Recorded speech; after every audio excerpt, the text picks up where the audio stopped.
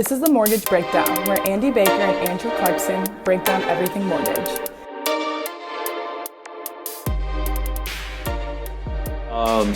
Welcome to episode 10 of the Mortgage Breakdown. Got a great show for everyone today out there in social media land, watching this, listening to this podcast, or watching this from YouTube. Please comment, share, like this video. Today's episode is going to cover everything title insurance related. We have our expert with us, Mario Castillo from TransNation Title. Mario, how you doing? I'm doing great. Happy to be here with you guys. Couple classy guys like you. Make it easy to do something like this. So I'm coming to my kitchen. That's different, a different environment. So if I break down and start making you guys a grilled cheese sandwich, don't be surprised. Nice. That sounds good to me. For episode 10, we'd all be like, together out on your porch, get the grill going, have a couple of stogies. Yeah. Definitely want to have you as our special guest on episode 10 here. Yeah. Unfortunately, with our hairdos, the weather's not going to cooperate with us being outside. So. Right. That's awesome. Andy Baker over there, best co-host in podcast land. Andy, you want to start us off with this one? Sure, yeah. So obviously episode 10, and we are still in stay at home, stay safe mode. So we thought we'd get our friend Mario here on the video and the podcast to talk about, some of the changes. Obviously, a lot of things came out this week and the week prior about different ways to get e-notaries going and e-signatures going. So yeah, Mario, tell us a little bit about your world now, how the title and closing has changed over the last few weeks here. Yeah, I think it's easier to describe that we've been working through stages. First stage is when the executive order came out and we were determined essential. Our first stage was to make sure that we can provide a safe work environment for our employees and our customers and clients, and then try to figure out ways to keep everybody engaged in the process that can attend a closing. So we moved a lot of people to work remotely from home. We limited the number of people working out of our offices. And then we put in some practices in place that after each closing, every closing room sanitized with Lysol and wipe down and all that good stuff. So so that first stage, we're still managing the normal workload that we've had. And then interest rates, obviously, you guys have provided a fair share of refinance business. It's also on top of the other business. So it's been challenging, satisfying that we're still raising the bar, getting things done. And so that was the first stage. Second stage is, how do we continue to create an environment where we can do a multiple type of closings. We have hybrid closings. So stage 2 is getting engaged in the electronic signature platforms, the e-notarizations, with the executive order and the governor allowing for remote online notarizations. We completed one last week that went really smooth. So we're gearing up to be set up and run efficiently with all the e-notarization and e-signature, which, your world will be getting there too. And not all lender docs can be e-notarized or e-signed. So we're working through that stuff. And I think once we all continue to work together on this, we're going to see a lot of opportunity to provide all sorts of different types of closing options for clients and where they're comfortable at. But right now in stage 3, we're offering hybrid closings where we send the docs ahead of time. They can sign anything and everything there at home and just do a curbside closing for those things that need to be notarized. So that's been going really good. We also recently just added a notary affidavit to our closing process, so we can really limit the social or the face-to-face time with clients. They can sign everything that even has a notary block on it, so long as it doesn't say sworn by or in the presence of. We can have them just sign one document, and then that will allow us to notarize all the documents that they signed at home. So literally, they can show up and sign maybe 2 or 3 documents in their car or in one of our safe closing rooms. So that's kind of where we're at right now. Now is the time to try to figure out how to get to the end of the month. We're really trying to explore areas where things are certainly different right now. So the closing experience has changed, and how do we, bring some of that excitement back into the closing? I did probably 50 plus closings or more in the last 2 weeks, and Wow. people were very happy about the environment that we created for them, and they literally were just they were just as cautious as we were, and it's nice to see that people come in and they were they were wearing gloves and masks and all that good stuff. So really different environment that we're in. So we have our work cut out to keep up with the changes. They're fast moving, so that's for sure. Yeah, I guess if you were to find like a silver lining or, something good that's going to come out of all this, it has really pushed people to become creative and innovative, and, things like Ron that we've been pushing for a long time now, getting those things moved up faster and quicker. If anything, yeah, I mean, hopefully that'll be, some of the nice stuff that does come out of this. If there was to be a silver lining in all this, it just kind of pushes everybody. And again, yeah, I know you guys have been super, innovative and creative with what you're doing out there, and that's just awesome. I mean, that's a huge part of keeping everything moving and going like that. And Mario, to go off of that last, the electronic closings, all that kind of the hybrid closing too, where do you see, because we've, in the lending business, we're probably weeks away, maybe a couple months, few months away from having a complete online electronic experience with closing. But we've been doing those hybrid closings. How far off, I mean, do you think that we truly are from that? I mean, is it going to be here in that amount of time, or? We've already completed some of those closings, so we're there.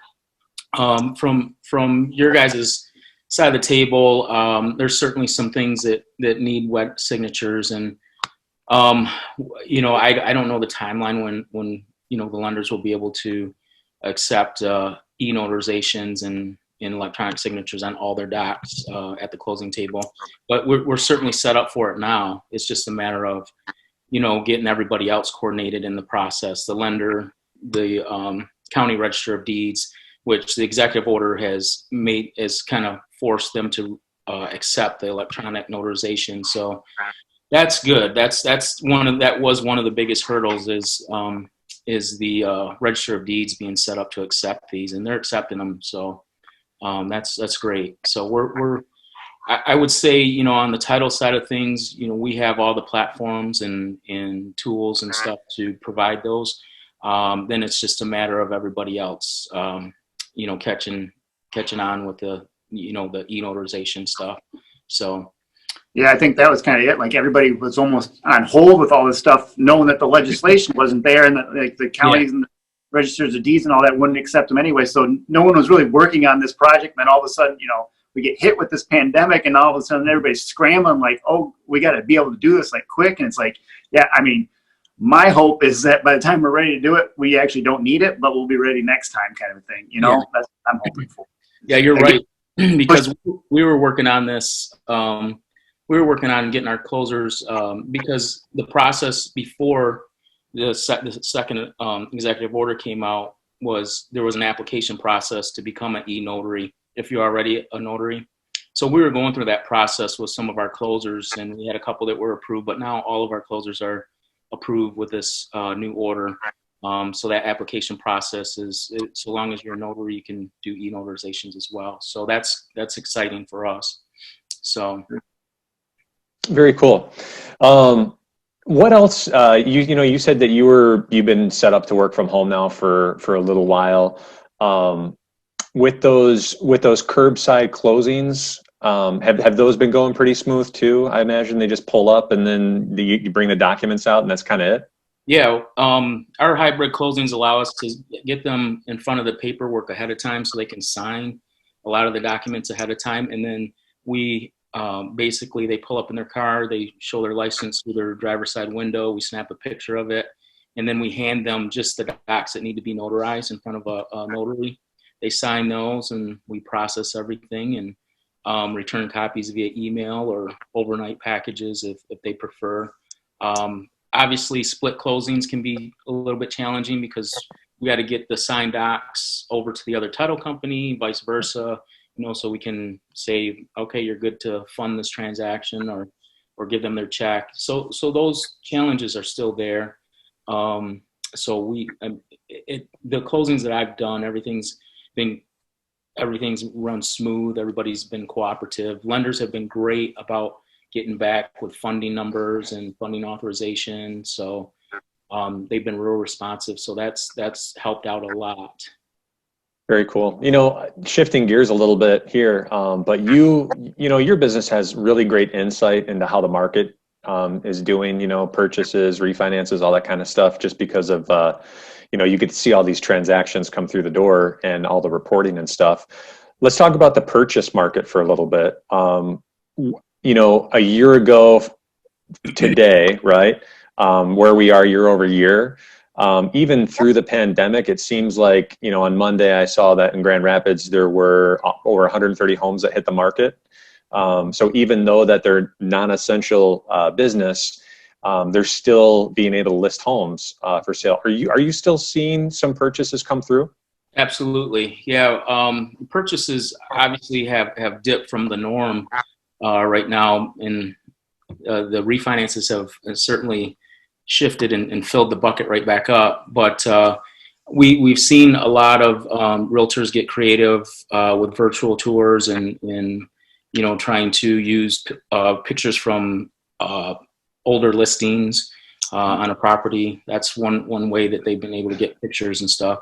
So they're still getting it done out there. I know a lot of realtors that we work with have done a great job of being on the phone with their clients, calling before closing, answering questions, available to them throughout the process still, just via phone or FaceTime has been what I've experienced. So yeah, but certainly I think this week and next week will tell us the impact of the executive order and all that stuff, because we had a lot of stuff in the pipeline already that was, just pended or just went under contract. So that stuff's all closing right now.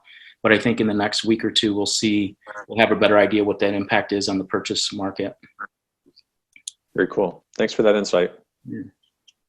Awesome. Yeah, it was kind of funny. A lady in my office, she actually just listed her house. They did a virtual walkthrough. Mm-hmm. She sold it. She had a signed contract in 3 days. So it's still happening out there. It's getting creative and making do with what you got to work with. So it's pretty cool. Yeah, and like you guys have been in this business long enough that this is certainly a different animal that we're working under. But we've been through the 2007s and 08s foreclosure crisis. We've worked through some pretty tough times, and this one is very different. But I'm certain, I feel good that we're going to see light at the end of the tunnel. It's going to create some pent up demand here, and I think our spring market's just going to be closer to summer. In that summer market will hopefully continue into the fall, a little deeper into the fall, and then that third quarter comes around. So I think we're going to feel a little bit of pause on the market, but it's all going to catch up. Just like it does around first quarter, second quarter, third quarter. It's just all going to come a little bit later. Yeah, it's a good point that you bring that up too, Mario. You being industry professional here, one of the leaders in the real estate community here that a lot of people go to as their expert in title insurance and beyond that too. But I guess my final question would probably be what, to go along and piggyback off of your comments, what would be your advice for someone in the business, like title insurance rep, a lender, a real estate agent? What should they be doing today, I guess, to kind of get through this, or any words of wisdom that you might have? Yeah, I think right now what's needed and what's critical is to contact your databases of clients and have a conversation, check in on them. It's not about selling their house right now, but it's just checking in on them, their mental health, a good positive attitude, a good positive phone call or FaceTime or Zoom does so much for people that are under this shelter and stay order. It's nice to hear from somebody, and especially when they just want to know, hey, I just want to know you're doing good, and just thinking of you. Keep in touch. Now it's even more critical to keep in touch with your database of clients than ever before, and all of us professionals are going to adjust and make changes, to the market and servicing our people. We're going to continue to do that. But I think that next level activity that you want to do is reaching out to your people and checking in on them. That's and not only your, but your service partners too, your realtor, your title rep and your escrow, your closers. Our closers are doing a phenomenal job.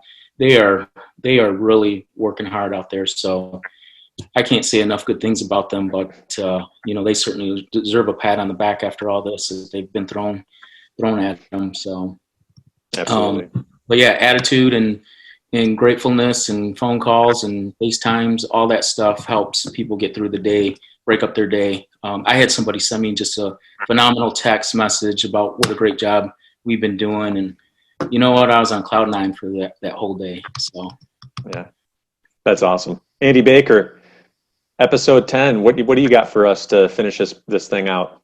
No, I think it's awesome. Again, thank you, Mario, for joining us. And I mean, that's all the stuff that we've been saying even before all this hit. And again, it rattles home just that much more during all this kind of stuff. That just be out there, keep in contact with people, and the business will come eventually. But you got to be sincere about it. So I like what you mentioned. There's some silver lining in this, and I mean it's